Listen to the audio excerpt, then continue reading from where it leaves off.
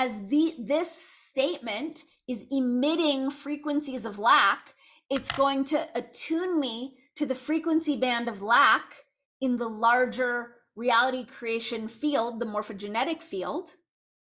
And it's going to direct reality to give me more lack, right?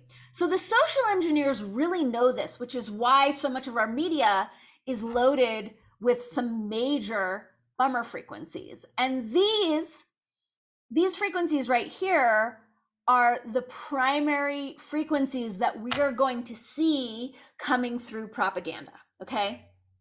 So propaganda is going to be disseminating frequencies of fear, of separation, division, right? The idea that we're not all sharing our humanity, that some people are less than, are unworthy, right? All that is separation. Conflict, right? Violence, or just these, anti-vaxxers, pro-vaxxers, right? Like this kind of conflict. Lack, limitation, and not enoughness.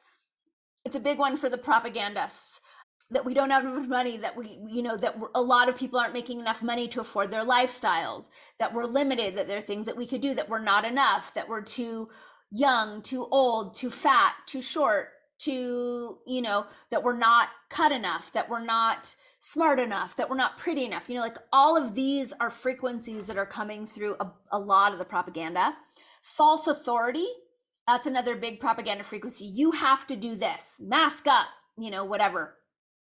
Victimhood is a really big one that we can see coming through propaganda. So anytime we're given messaging that we have it worse than someone else, or that women are oppressed here in the United States, those frequencies are something to be attuned to. And then demoralization, right, which we'll go deeper into. That's going to have its own model, but lowering the moral standards of a culture and any sort of ideas or words or phrases or messages that are loaded with frequencies of demoralization, these are all signs of propaganda. So I want you to start to attune to the frequencies that are being transmitted in your conversations, in the media that you're taking in, similarly to I can't afford it, right? Oh, these are emitting frequencies of lack, right?